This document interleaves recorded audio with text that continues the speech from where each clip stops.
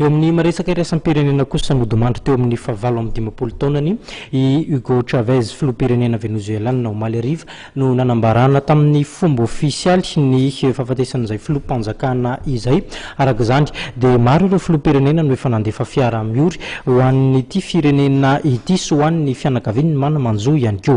Fanampanazavana sy ny tsara ho fantatra eo amin'ny sariny Euronews. Des milliers de personnes sont descendues dans les rues de Caracas pour rendre hommage à Hugo Chavez. Le président vénézuélien est décédé ce mardi à l'âge de 58 ans des suites d'un cancer.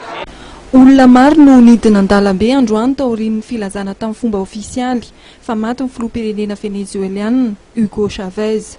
15 taona izy zao ndosy ny fahafatesan'izao izay efa ela no narary ny homamiadana ary izao namony aina izao.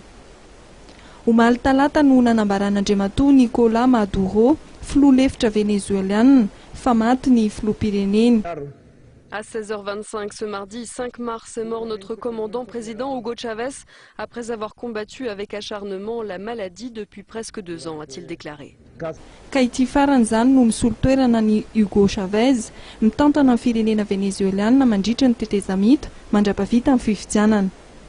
Vao nahareny vaovao ireo firenena ao Amerika Atsimo dia naneho ny fiarahany miory amin'ny vahoaka venezoelianina, anisan'izany ny filoham-pireneny Bolivia, Brésil ary Colombia.